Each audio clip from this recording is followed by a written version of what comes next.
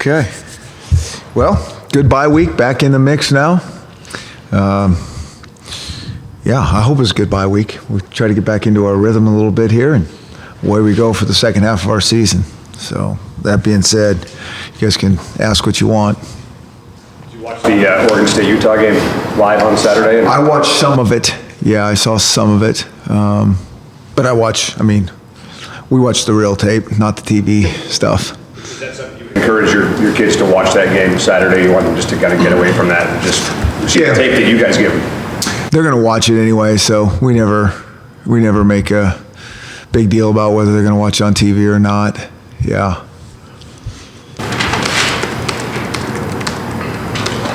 Knowing your history with Gary Anderson, what are kind of the hallmarks of his teams? What are kind of his trademarks? Yeah, I think he's doing a good job. I mean, you watch him play, the tapes that we're just talking about that we study, and you can see him getting better. I mean, you really can. I mean, they play hard. It's so typical.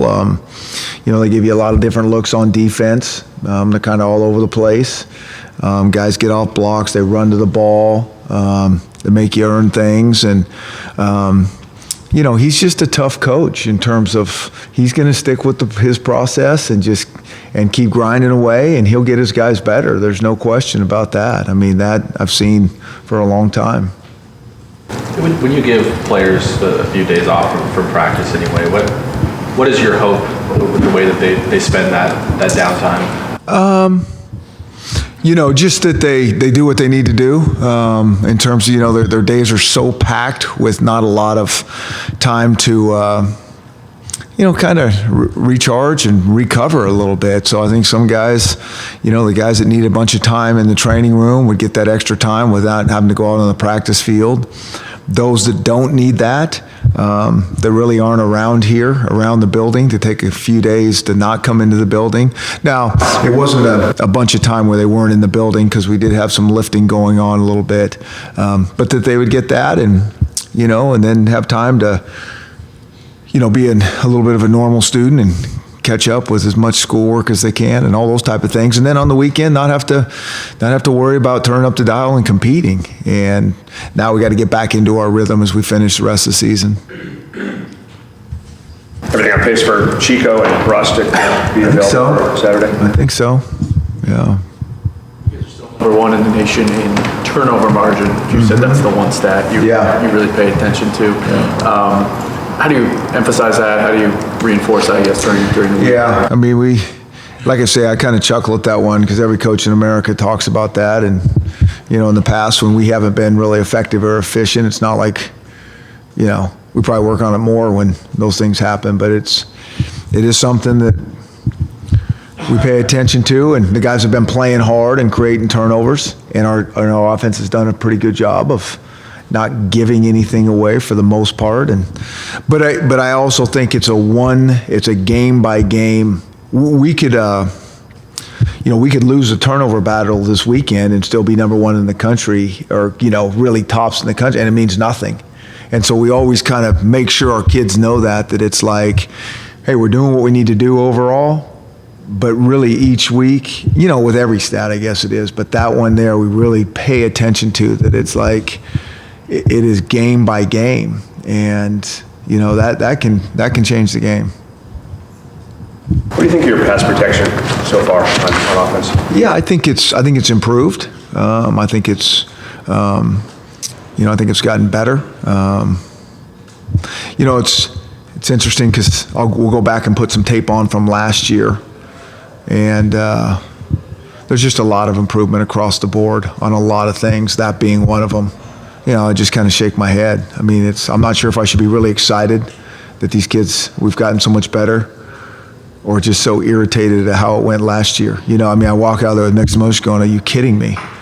But really it needs to be the one where we're pleased with how much better they're playing. You think Jake's still being pressured maybe a bit too much, or are you kind of happy with it? Yeah. Where that's going? It's never going to be, that's the goal on defense, is to get to the quarterback, and they're gonna, and the quarterback's job is to be able to stand in there and make throws when guys are in his face, and maybe you do get hit on one play, and then you don't lose your nerve the rest of the game.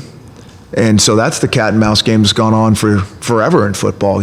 Try to hit the guy and try to knock him down and make him think about it and throw the ball in an uncomfortable way. And so the quarterback's job is just the opposite. And so it's never going to be, where he doesn't get touched, where everything's good. But I think it's been much improved, and it's been good enough, or we wouldn't be throwing the ball like we are. Do you do that during the season? Put on tape of last year's stuff? It just depends. It depends where we have some time to self-scout or, the opponent that we're playing. If we need to put that back on, which we always do, and just some different things throughout the season. If we're going back and looking at other things, we're kind of all over the place with that. So it's not a set thing, but sometimes you lose track of certain games of how they went that might not have anything to do with who you're playing, and you look at it if you're looking at a scheme or something. Yeah. Where this bye week landed, Chris, how much do you self-scout as opposed to how much you look ahead to maybe getting some preparations for some future opponents? It's always kind of the next opponent. And certainly self-scout, that was first and foremost, just taking a look at ourselves and seeing if we're missing anything on ourselves. Sometimes it's hard to see the forest amongst the trees when you're in that minute detail of everything every week and going so fast. And so this was good to take some time and really step back and look at it and get a couple things that, hey, we need to pay attention to this and clean this up. So I think that's really good. But to go further down the road, not so much. Part of it is having the urgency of the game plan right in front of you. You have these extra days, and you're looking at stuff and go, okay, yeah, this will be good, and you kind of digest. You need that timeline to push you to, we're making this decision, let's go. And so, we've kind of learned that sometimes it's not better to have all this extra time as a coach game planning. Did you even kind of, during bye weeks, you ever kind of look at it, like the state of the conference, or kind of where you think things are at right now in terms of just kind of, did they envision how you envision them? No, not really. Just kind of ourselves and our next opponent. Yeah. Chris, how much recruiting went on this past week, and do you sense any kind of a change in your reception based on being part of very much a national conversation this year? It's hard to say. The recruiting just goes on nonstop. It just does, like every single day. I mean, that's the thing that, you like to sit here and think you just do football, but you don't. I mean, there's just always something going on. So, with that being said, it's always such a part of what we do. Now, we did get a chance to get out, and there was a lot of ground covered that way. And certainly the reception is, real good. Real positive, real good. And, exciting time. And I think all that's been, on track, and we feel good about where we're headed. Chris, I know you don't care about things like favorites and underdogs, but you're entering a period now where there's some public expectation that you guys could run the table. Right. And you had that in Boise State to some degree because you were very successful in a lesser conference. What lessons did you learn from that experience that might inform? So we've had that since the start of this season, when I was so irritated with you guys and you're so irritated with me. So it hasn't changed. I mean, and I mean that sincerely. I mean, you guys want to keep putting these expectations on these kids, all this stuff, and all we're trying to do is win the next game. And that's the bottom line. And if we can beat you guys on this game and keep our kids focused, then that's really good for the dogs. If not, because it's hard. I mean, it really is hard. I mean, with all the stuff outside, and there's just so many outside influences. I mean, and as much as you probably still don't know how much is coming at these kids from all different directions with everybody. And human nature is what it is. And if, we're foolish to think that doesn't have an effect on our team and our mindset. And so that's one of the big battles of that we have as as a team, as a coaching staff, is to keep these guys focused on being focused. And we had that conversation yesterday. And so I think that's every week talking topic. I mean, I really do. I think it's really, really important. It's important anything we can do, because it's just the nature of the beast, and as we know. But for us and for our guys, the most important thing is just to pay attention to Oregon State and to try to play a little bit better and play better as a team and build. I mean, we just had this exact conversation yesterday. I mean, we were really, really aware of it. And so we'll see if we can do it. A point at Boise State a reference point where you could say, well, here's where it didn't work and here's why, and you refer to it in your time now? I think one of the reasons we did so well is those kids did what we were asking them to do. I mean, they were pretty focused on the important things. And I think our coaching staff did a really good job of paying attention to those things and fighting that battle all the time. Telltale signs when you see some danger signs that maybe they're getting too full of themselves? No, I don't think so. I just know. I just know what I see and how that doesn't have an effect. It just does. And I think they're probably irritated with me a little bit in terms of, how much we talk about it and come at them. But I think they also understand, that it is really important and how it can have an effect. I mean, as a coaches, we've been doing this for a long time, and we know how it is, and we have more experience with these things, and this is the first time for a lot of these guys to experience this type of stuff. And I mean, let's be honest, it's kind of fun to have somebody write really cool things about you and tell you how great you are. I mean, that's just human nature, and so how can that not affect you? And so to just kind of stay insulated and just pay attention to and spend your time on the things that you need to. And I think one of the things that's been so great about these guys of how they've competed with an edge. And so how do you keep doing that and just really compete at your best? And you always have to have an edge when you compete at your best. And everything on the outside kind of works against that right now. Jake has actually mentioned a couple times, I think even after the Arizona game, about things he's heard in the media. Is that okay with you that he's... I mean, that's what I'm saying. There's no way he can't not hear stuff. I mean, when he does an interview with you guys, I mean, he's got to answer the question. You got to tell him how great he is. So, I mean, he can't not say, I didn't hear that. Stop that. Yeah, I would. Could we get on the same page there? Yeah. I mean, hey, it's just about keeping it as real as you can. You're never as good as you think you are. You're never as bad as you think you are when you play these games. It's really true. I mean, you put the tape on, you're like, oh, man, that happened. And there's been some really cool plays, some really spectacular plays, and there's been some really bad ones. But overall, these guys have played good. But they played good for a reason, and I think it's all these certain reasons we're talking about in terms of their mindset and preparation and how hard they practice and how hard they lift weights. And it's really hard to keep that pace up. And so the natural tendency is when things are going good, maybe just back, we're okay, and now we're in the middle of the season, and so that's the battle we deal with. I think even go back to the Stanford game about that, I guess you'd call it like a fake zone read with the pitch to the running back. Yeah. Is that you? Is that Smith? Is that Tedford? Where did that? Let me just tell you this. We steal everything. I'll just say that. I mean, I don't know if I've ever had an original thought in my life, but I know a good thing when I see it, and we steal everything. So that's not No. original? No. Alabama ran the same play. Well, I'm sure. I know Jonathan Smith got a ton of calls on it. It's like, it's not even, it's not even ours. But What do you call that? Is there it was just an option play with a little bit of the flavor that we put on it. And I can't remember, who did it or whatever. I don't know. I mean, the outside distractions notwithstanding, what are the general issues that you have to confront coming off a bye week, and maybe the general malaise or just kind of not having football for a week? Getting back into the rhythm of the week. So on Tuesdays and Wednesdays, I mean, we practice really hard, in my opinion, on Tuesdays, and they're hard.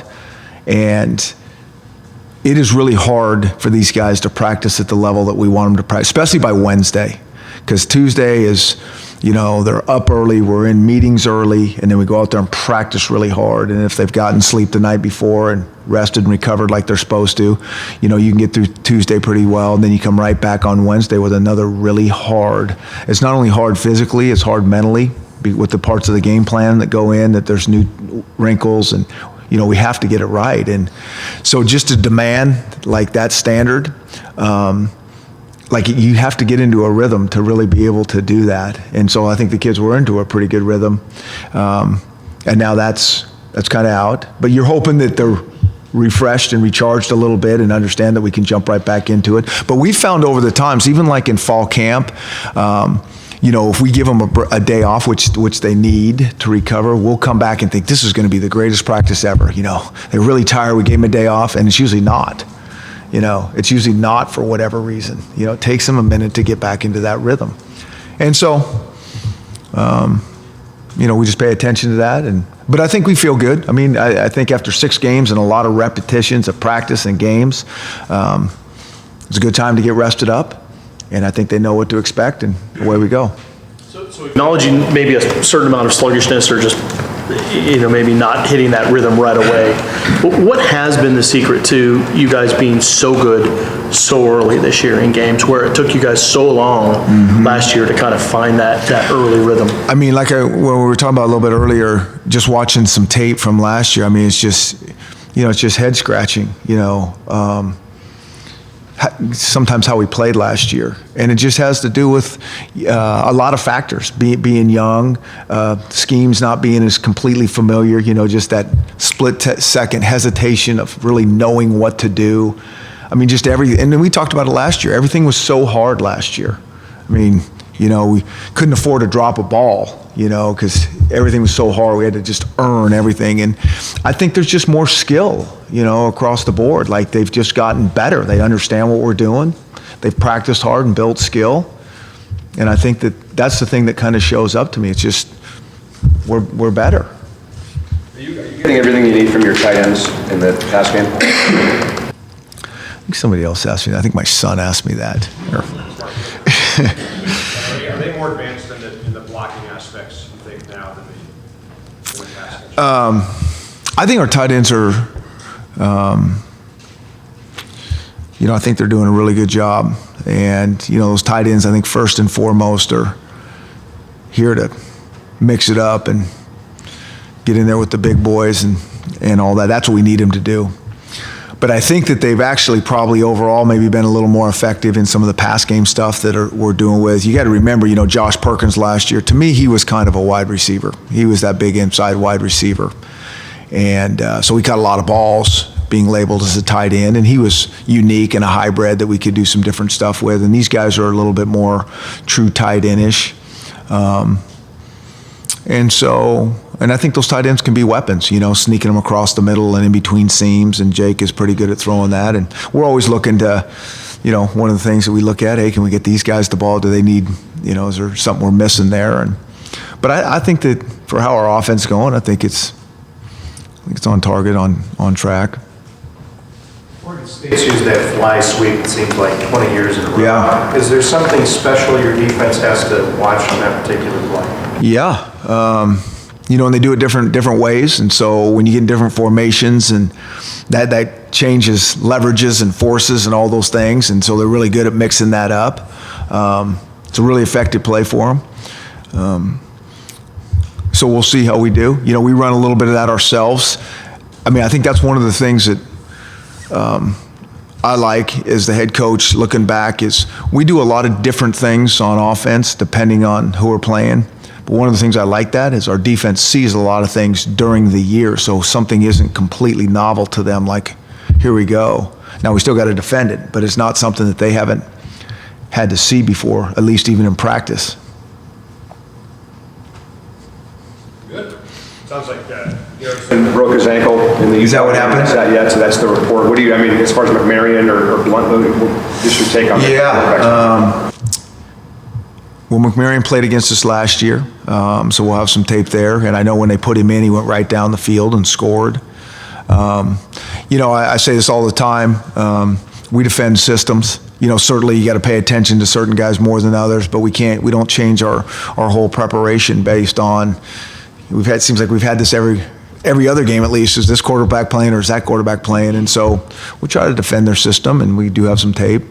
Is it hard to evaluate a game like that when the weather was so nasty? I think really hard. And I think, I think when we played that Arizona State game a couple years ago in that windstorm, like you put that tape on, just the tape, and watch it, and you're like, and then you can kind of see people's jerseys blowing and that kind of stuff. And I mean, that's almost impossible to throw the ball. And so that's one of the things I think really changes the game is wind. Rain you can deal with. It seems like a lot easier with the AstroTurf and all those things. But the wind is so hard in the pass. It changes everything. It changes the run game. And so I think that can be really hard to watch, and unless okay, you got to take this with a grain of salt.